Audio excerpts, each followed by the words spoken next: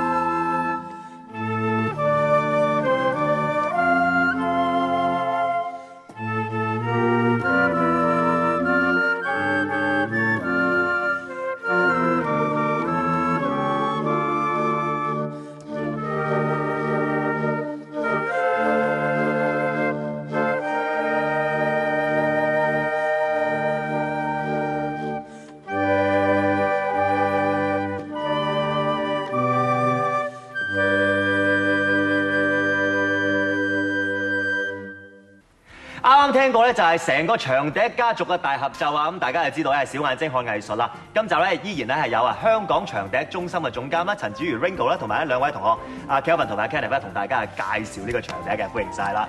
嗱 Ringo 今日好犀利喎，除咗呢普通嘅長笛之外，見到呢兩支咁巨型嘅，特別都係長笛嚟嘅。係啊，佢哋係呢10零年長笛家族入邊最新嘅成員啦。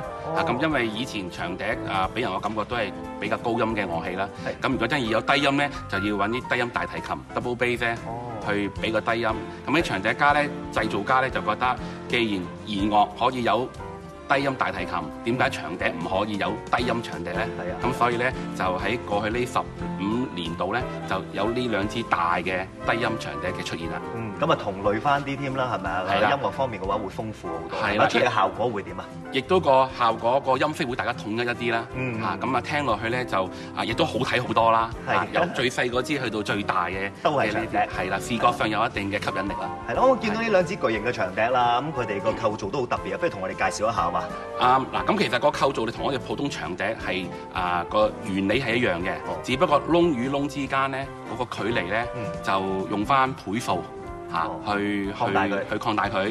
咁而用嘅物料咧就一般嘅長笛都係用銀啊、金啊去做啦。係啊，係金屬咁啦。低音嘅長笛咧，亦都係用金同埋銀去做嘅，有不過係好昂貴嚇。咁而家大家睇到呢兩支咧，就係用一隻相對便宜嘅物料，就係一隻我哋所謂嘅 PVC plastic 塑膠物料。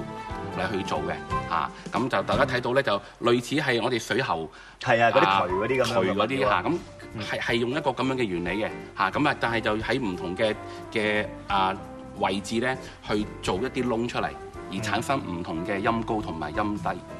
咁係咪即係要揾人手做定係就咁揾？呢兩啲都係人手做㗎，係其實呢兩啲就喺荷蘭做嘅。荷蘭一位工程師，佢本身咧係業餘長笛製造家，正職係一位工程師嚟嘅嚇。咁就喺業餘嘅時間咧，就去研發呢兩支。